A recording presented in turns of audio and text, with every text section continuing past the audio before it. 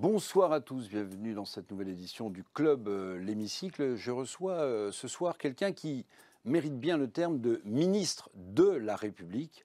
Tous les ministres sont de la République, mais celui-ci a un parcours très particulier, grand préfet de la République avant de devenir ministre délégué chargé des Outre-mer. Jean-François Carenco, bonsoir. Bonsoir, Eric Raven.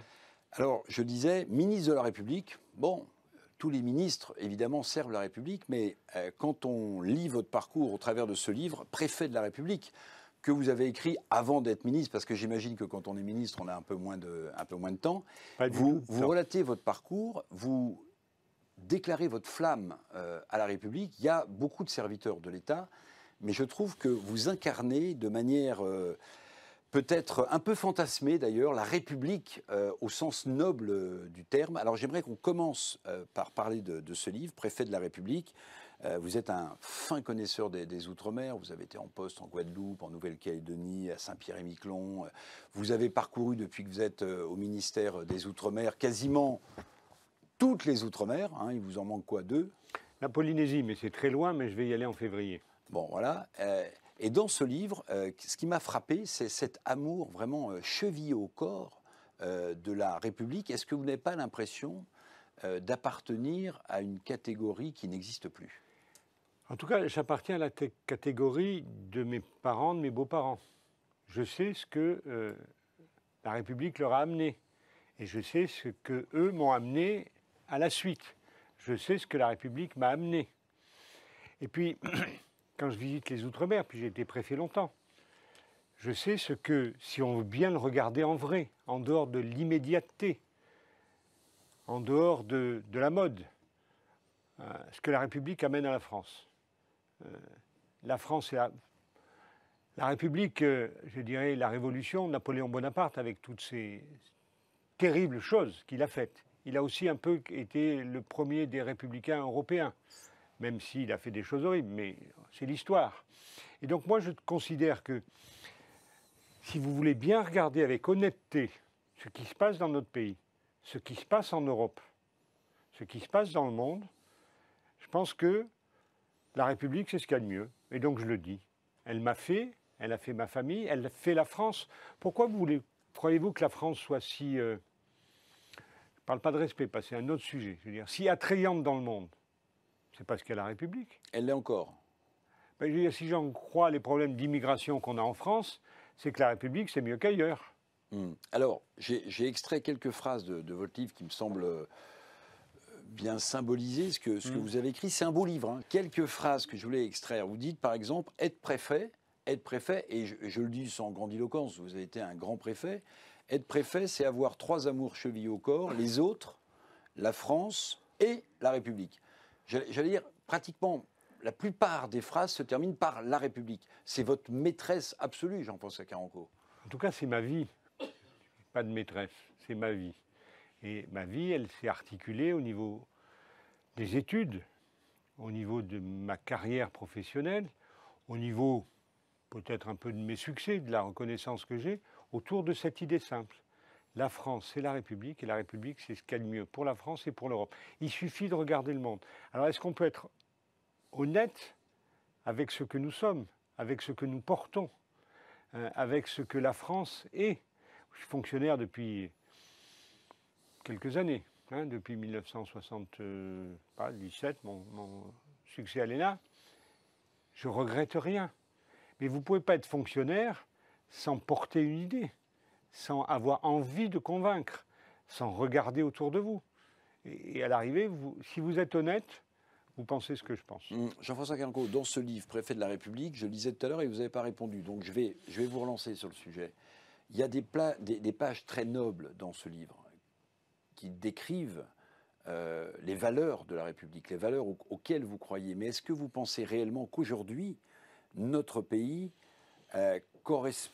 épouse toujours les valeurs de la République que vous défendez et que vous fantasmez un peu? Ou bien est-ce que malheureusement, il faut admettre que cette République est en train de s'effilocher, que l'autorité républicaine est contestée de toutes parts? Ou est-ce que vous rêvez d'une République qui pourrait se reconstruire sur les bases des valeurs que vous Est-ce que la République va tout à fait bien aujourd'hui? Je ne crois pas.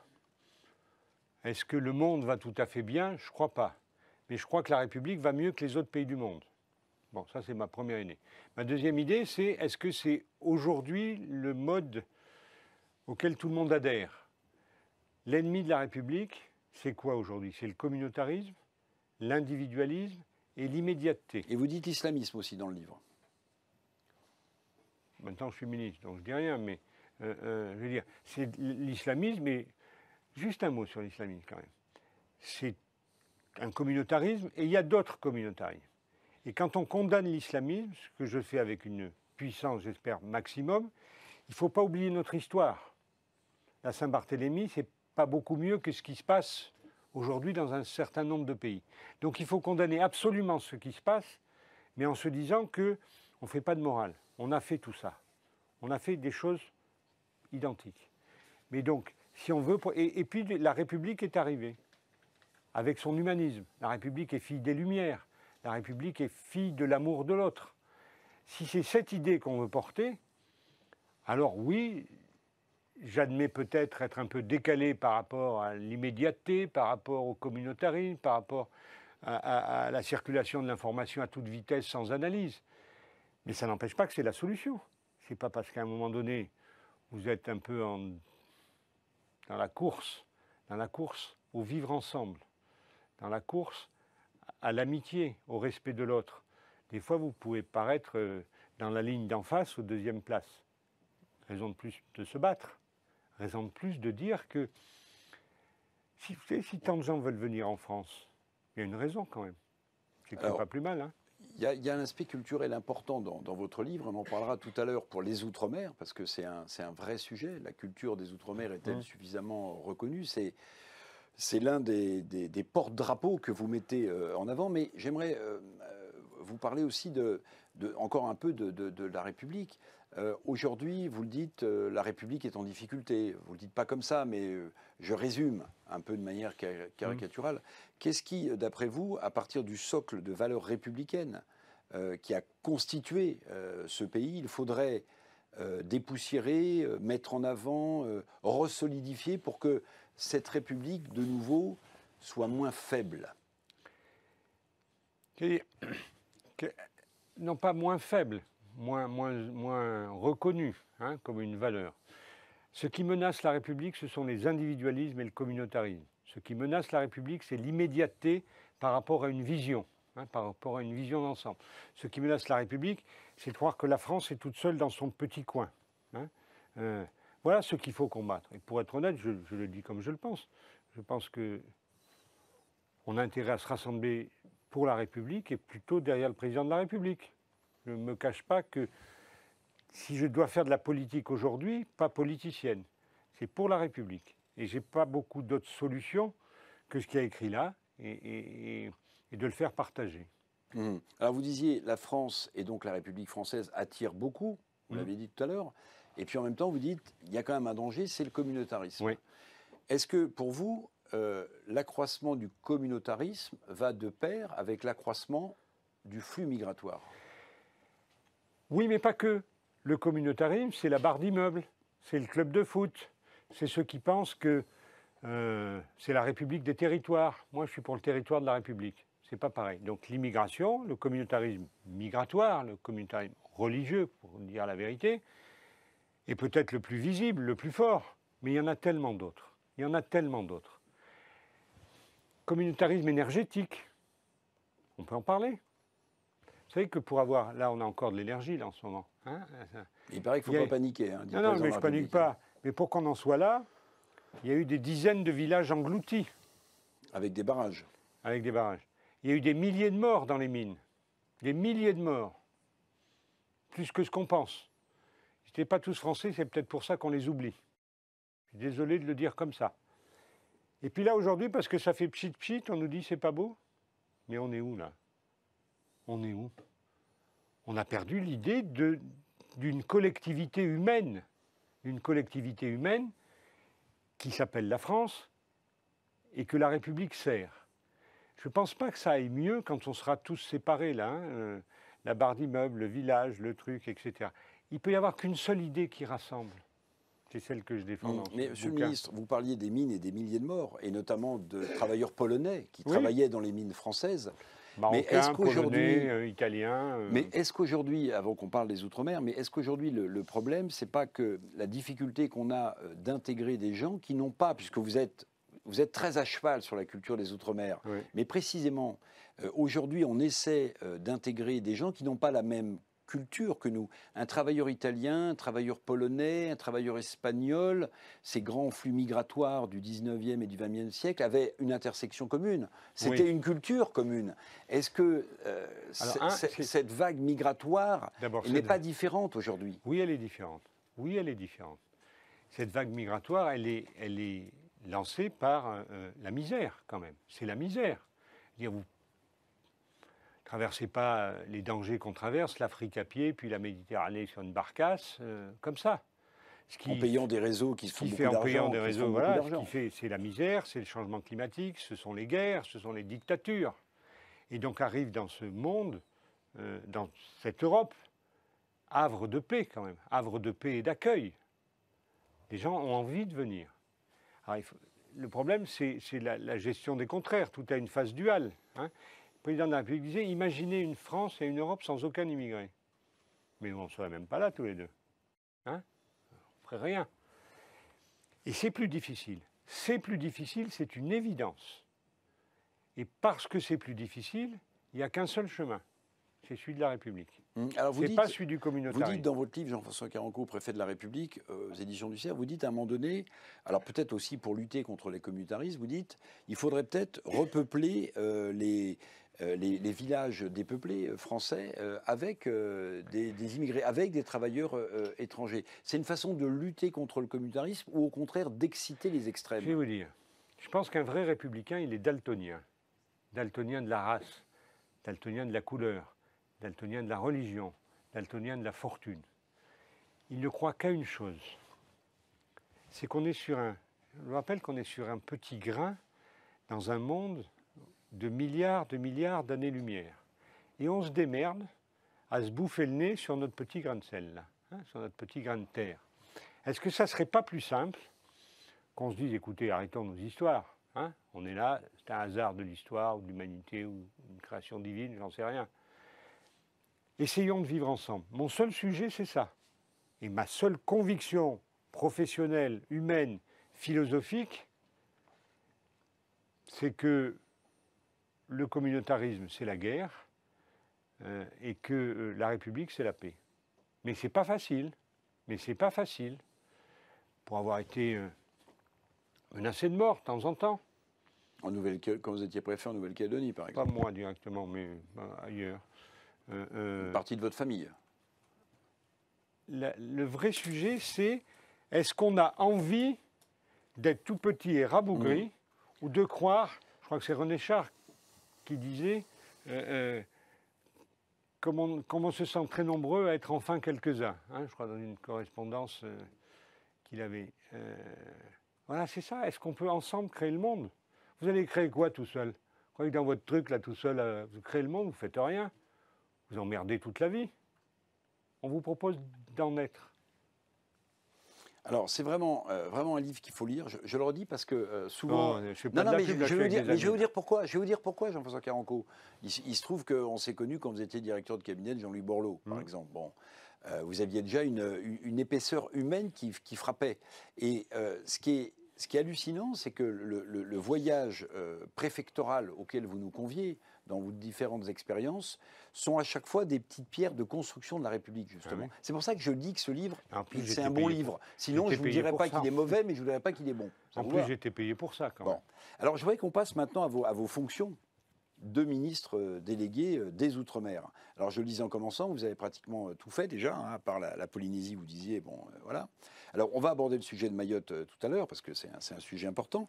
Mais on m'a dit, il faut absolument l'interroger sur un truc, la méthode Carenco. Il paraît qu'il y a une méthode Carenco qui se met en place en direction des Outre-mer, qui souffre socialement, qui souffre culturellement, qui souffre en termes de pouvoir d'achat.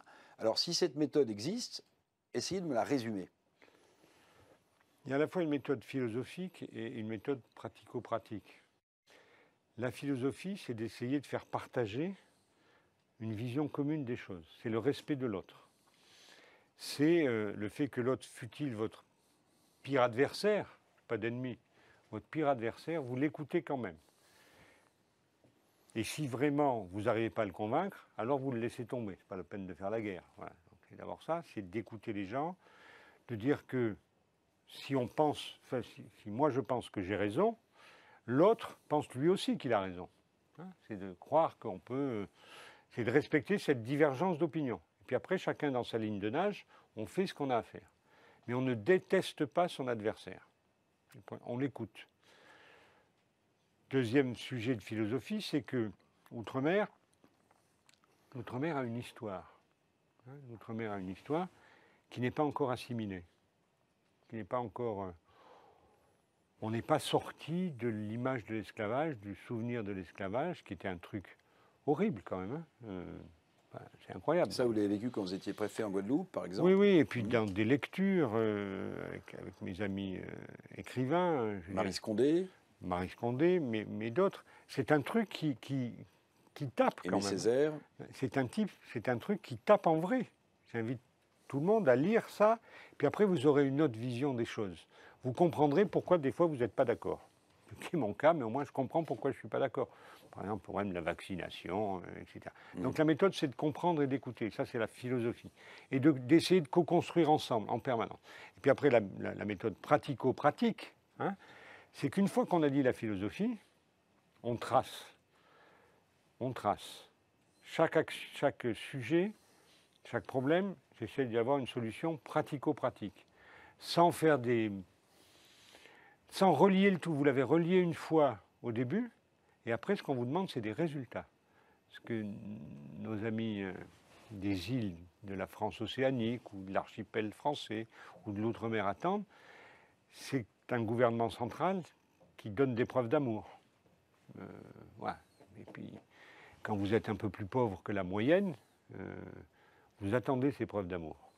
Il faut essayer de les donner. Et vous attendez aussi du pratico-pratique. Ça, c'est le deuxième volet. C'est pratico-pratique. Mais par exemple, vous avez négocié avec les distributeurs pour essayer de trouver une solution au pouvoir d'achat dans un centre des Outre-mer françaises. Vous avez essayé de négocier, ou vous négociez des tarifs, oui. Parce que on souffre en métropole de l'inflation, mais dans des endroits où parfois la pauvreté est plus importante, c'est plus terrible encore. L'inflation n'est pas plus forte. Ça, il faut aussi dire les vérités. L'inflation n'est pas plus forte. Et vous, qui avez connu, dans un temps, on a connu des inflations plus fortes. On sait ce que c'est qu'une croissance exponentielle. C'est pas une dérivée seconde positive, ce qui n'est pas le cas. Donc vous, journalistes, en temps, je me dis, j'exagère un peu. Et donc, c'est d'abord dire la vérité. Et la vérité, c'est que l'inflation est certes forte, mais elle n'est pas exponentielle et galopante. Et vous avez obtenu un certain nombre de prix sur un panier familial, par exemple, pour ces outre-mer. Elle s'applique à une population qui est en difficulté financière, en difficulté de niveau de vie. Et donc, vous négociez avec tout le monde, à la fois territoire par territoire, avec les grandes sociétés ici, pour leur dire, allez, on se met d'accord avec les collectivités.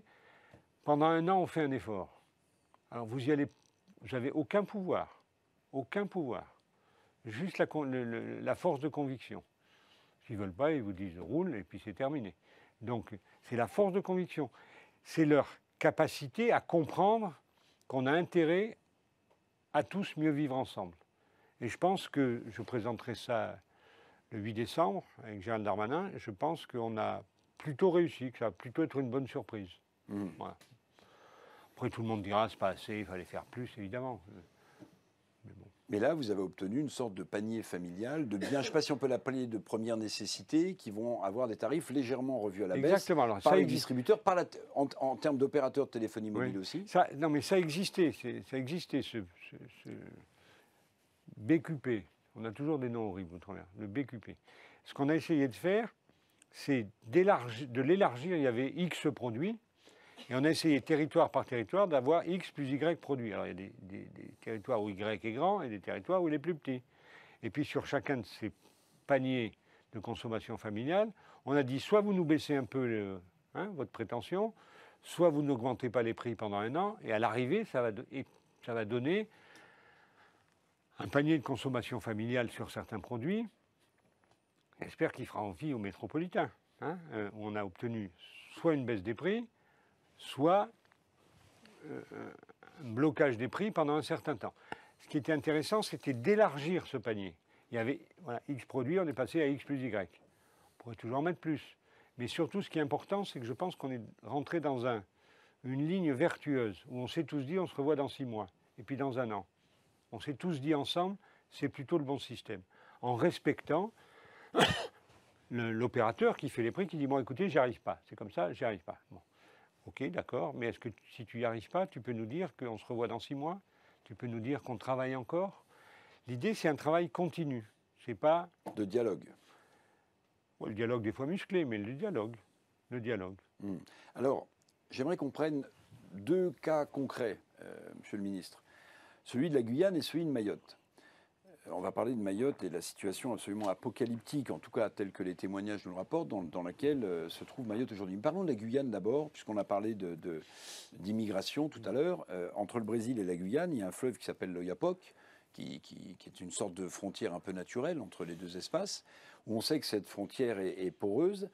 Vous connaissez des frontières non poreuses? Oui, il y en a eu. Il y en a eu. Quand il y avait de vraies frontières, c'était plus difficile de les passer. Oui, une frontière naturelle, c'est compliqué. Je rappelle qu'on n'est plus au temps de la marine à voile. Non, non. Mais sur le cas de la Guyane précisément, est-ce que vous diriez que la situation est stable, ne pose pas de problème, ou bien vous avez quelques inquiétudes? Situation de quoi? Mon sujet, c'est que les gens qui habitent sur le territoire de la Guyane vivent bien, mieux. Bien, je ne sais pas, mais mieux. Et là, sur cette idée-là, je suis plutôt confiant. Après, il y a 2 sujets, il y a 3 sujets. Il y a le développement économique. Je pense qu'on est plutôt bien. Il y a des choses qui se font et des choses qui vont se faire. Vous avez l'immigration. Je voudrais dire que la Guyane n'est pas du tout dans la situation de Mayotte. La Guyane, traditionnellement, est un pays d'accueil. Bon, parce qu'il y a de la place, pas revenir sur les Mongs, mais est un pays d'accueil. On a 2 frontières compliquées. Je rappelle que la Guyane, c'est le territoire français qui a le plus de frontières avec des pays non Schengen. Hein, donc, notamment le Suriname et le Brésil. Donc vous avez une immigration, pour dire qu'on n'est pas au temps de la marine à voile, aujourd'hui une immigration en Guyane, c'est des Syriens et des Afghans. Ça peut paraître bien. Encore une fois, la République attire. Alors, il faut le gérer, mais c'est comme ça. Mais moi, je suis reconnaissant. Alors, on a des problèmes d'hébergement considérables, des problèmes ponctuels considérables. Il faut beaucoup d'argent, il faut beaucoup de lieux, etc. Mais globalement, la Guyane est un pays qui se construit. Donc, je n'ai pas peur de l'immigration en Guyane. Il faut y faire les investissements nécessaires. Il faut contrôler ce qui doit être contrôlé. Repousser ce qui doit être repoussé, refouler ce qui doit être refoulé. Prendre un problème de sécurité. Le problème de la sécurité en Guyane, c'est qu'il faut faire en sorte que la Guyane ne devienne pas le lieu des bandes mues par le trafic de drogue ou les lieux des bandes mues par une espèce de mafia souvent venue d'ailleurs. Donc c'est un problème sécuritaire qui est très largement pris en compte. C'est les fameuses mules. Alors, je ne vais pas donner les statistiques des gens que finalement on arrive à ne plus faire partir. On contrôle tous les voyageurs maintenant, tous les voyageurs. Ce qui n'a pas été le cas il y a quelques mois. Ce n'était pas été le cas il y a 2 mois. Au contraire, on laissait tout le monde passer. Exactement. Ce n'était pas le cas il y a 2 mois. Donc voilà, sur la Guyane, j'ai confiance parce que c'est un pays en construction. Et je dois dire que c'est un pays, un territoire qui amène énormément à la France avec cette forêt gigantesque. 80 000 km². Kourou. Plus Kourou. Kourou plus ces 80 000 km², c'est des choses qui amènent au monde entier. Au monde entier. Il faut qu'on le reconnaisse. La situation de Mayotte paraît apocalyptique d'un point de vue social et puis d'un point de vue humain. Enfin, on a des témoignages absolument hallucinants. Est-ce que c'est vrai que Mayotte est l'endroit où on crée le plus d'emplois? De richesse, en tout cas. De richesse. On progresse, tout à fait. On progresse. Alors, je n'ai pas les chiffres en tête. Mais on a cette situation de sécurité, cette situation migratoire, et puis on a des gens qui ont envie de vivre. Et ces gens qui ont envie de vivre, ils créent de la richesse, ils créent de l'emploi, ils se battent. Hein, c'est un pays merveilleux, hein, il faut y aller, il faut aller voir. Et puis on a cette situation sécuritaire et migratoire. C'est pas bien de faire le lien, mais quand vous arrivez dans un pays que vous n'avez rien pour vivre, c'est compliqué. Hein, c'est compliqué. On a... Et puis je dis je suis très frappé par la qualité des maires à Mayotte, par l'envie de faire. Personne ne se désespère. Personne ne se désespère. La situation migratoire, elle est d'un territoire qui accueille peut-être autant d'habitants que les réguliers, que les natifs, hein, qui viennent. Il n'y a pas de solution miracle. Il faut évidemment essayer d'éviter. Il faut se battre contre ces bandes armées. Ces bandes armées qui sont quand même insupportables. Mais je pense qu'il faut faire deux choses. Se battre contre les bandes armées, se battre contre l'immigration irrégulière et avoir confiance. Avoir confiance sur le développement de la création de richesses à Mayotte. Je vais vous dire un truc. Ils ne sont pas plus bêtes que vous et moi. Hein. Peut-être dans la difficulté, peut-être un peu meilleurs. Nous, c'est trop facile. Donc se battre pour aider les habitants de Mayotte à créer de la richesse. Créer de la richesse, créer de la valeur, c'est d'ailleurs ce qu'il faut faire dans tout l'outre-mer. Il faut changer le système pour que la seule priorité soit la création de valeur. Ce n'est pas normal qu'aux Antilles, la population baisse. Parce qu'on n'a pas d'espoir sans sur création la création de richesse et de valeur, et donc d'emploi, est-ce que vous avez le sentiment que les Outre-mer bénéficient du même niveau de formation qu'en métropole? Est-ce que, d'une manière générale, on entend parfois des témoignages de Guadeloupéens, de Martiniquais qui nous disent ben, « moi, je suis obligé de venir faire ma formation en métropole parce que je ne l'ai pas sur place ». Est-ce que la formation, par exemple, au travers de ce qu'on appelle les OPCO, que vous connaissez, des entreprises de proximité, est-ce que ça a du sens de dire il faut davantage former les gens sur place qu'aujourd'hui? Est-ce que, je veux dire, on peut tout dire, mais on crée une université à Mayotte. Il y a beaucoup d'endroits où on crée des universités comme ça. On crée un 3e cycle médical aux Antilles. Il y a beaucoup. On fait un Crous en Guyane. Et je vous passe tout le reste. Alors, on peut toujours faire. N'empêche que quand vous êtes sur une petite île à 20 000 km de 60 millions d'habitants, c'est vrai qu'il faut tout faire. Mais surtout, d'abord, regardez ce qui se fait. Regardez ce qui se fait. À Mayotte, par exemple, cette année, on met 83 millions d'euros sur les constructions d'écoles. Pas sûr qu'en Lozère, on fasse ça. Alors, certains-là, toute cette archipel France et la Guyane sont un pays qui reste en création. Ce qui est bien avec l'échange d'informations, etc., c'est qu'on sait tout maintenant. Alors ça, c'est la face duale positive qui nous oblige à agir, qui nous oblige à faire. Et il s'en fait, mais le budget de l'outre-mer n'a jamais été aussi haut, hein, du ministère de l'outre-mer. Les investissements de notre République outre-mer n'ont jamais été aussi forts. Hein. On travaille sur des dérogations pour essayer d'aller plus vite.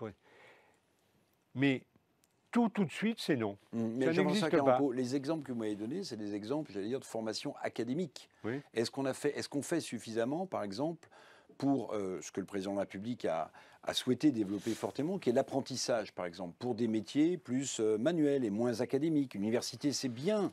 Alors, je ne suis pas le président de toutes les chambres consulaires d'outre-mer. C'est pas mon truc. Mais c'est vrai qu'on est parti sur une... Non, on n'en fait pas assez. Et donc, nous sommes partis sur une collaboration forte, sur un entrisme fort avec l'ensemble des chambres consulaires, hein, qui sont désormais les partenaires du ministère quasiment au quotidien. C'est ça la République aussi. Mais la République, c'est être ensemble. Donc, c'est pas... N'essayez pas de dire qu'il faut que depuis Paris, on gère moi, je n'essaie rien de dire. Je vous pose des questions. Pourquoi on fait pas ci, pourquoi non. Bah oui, je vous pose des questions. Moi, j'ai envie de rien faire. J'ai envie d'aider ceux qui font. On a parlé un peu développement économique, social, et j'aimerais qu'on parle de culture, parce que je sais, et ça transpire dans le livre, que vous estimez que la culture, aussi des Outre-mer, n'est pas suffisamment, alors je ne sais pas comment le dire, mise en valeur, reconnue, et qu'en fait, si on la reconnaissait mieux, on comprendrait mieux le cheminement intellectuel et philosophique de ces Outre-mer. Et oui, sur tous les territoires, sur toutes ces îles, j'étais à Nouméa, il n'y a pas très longtemps. Vous avez par exemple dans le hall d'entrée du Haut Commissariat une exposition d'art plastique, de sculpture, gigantesque, étonnante tellement c'est beau. Vous avez au Quai Branly, hein, des collections d'outre-mer, d'art premier, considérables. Ça, c'est pour l'art plastique.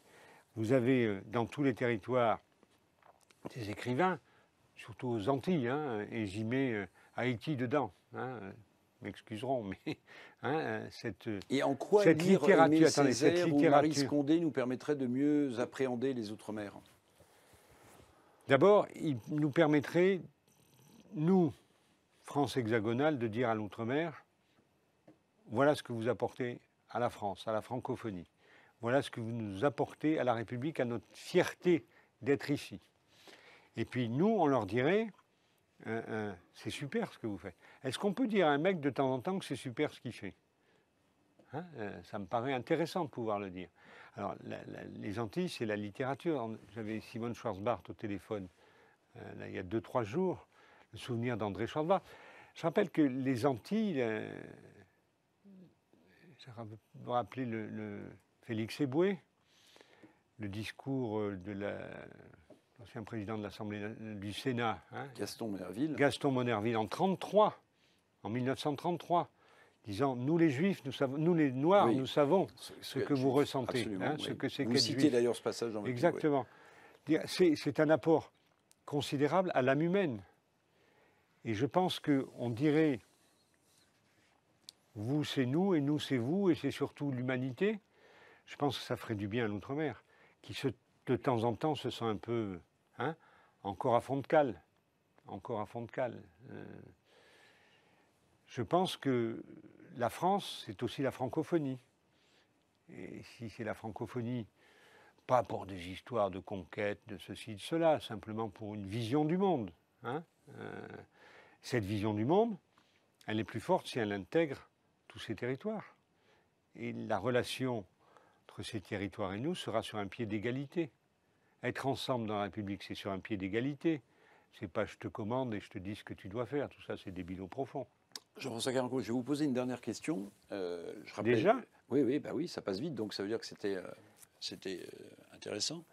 Je rappelais tout votre parcours de préfet de la République. Bon, si au bout de votre carrière professionnelle et politique, vous aimiez qu'on se souvienne de vous dans une fonction, vous préfériez que ce soit celle de ministre ou peut-être de futur portefeuille, hein, on ne sait pas, ou de préfet de la République, qu'est-ce qui vous plairait le plus?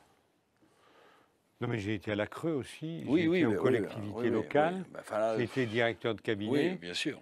Je pense que s'il y avait un souvenir, c'est de serviteur de la République dans différentes fonctions.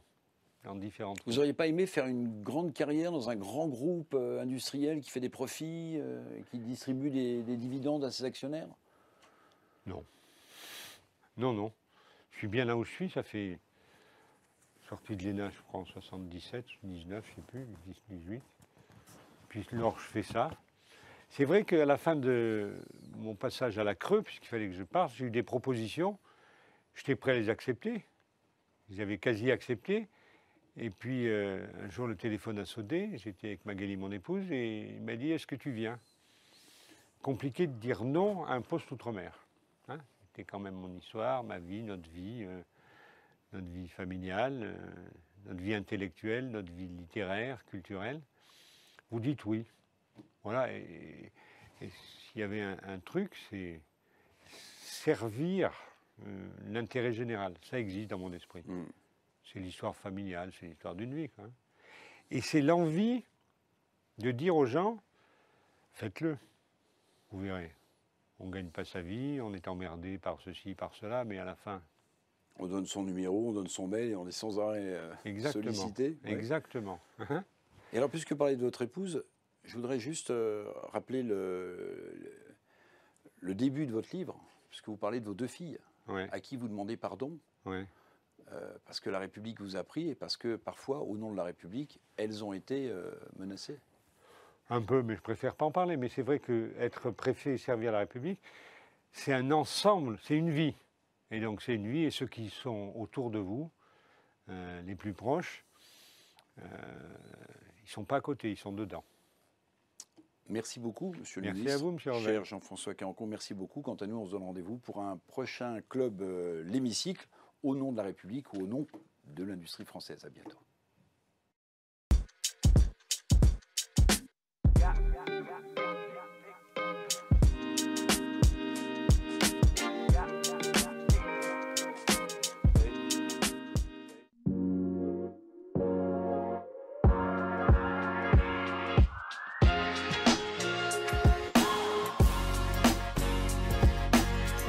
Chaque lundi et jeudi sur l'Hémicycle TV, retrouvez On se dit tout, une émission animée par Arnaud Ardouin qui accueille des décideurs engagés pour mieux les connaître et appréhender ce qui, chaque jour, leur donne envie de se battre, de s'engager et de faire bouger les lignes. Ils nous livrent leurs réflexions sur les grands enjeux qui font la société, écologie, parité, handicap, égalité des chances, mais aussi leur regard sur la vie politique. On se dit tout, chaque lundi et jeudi sur l'Hémicycle TV.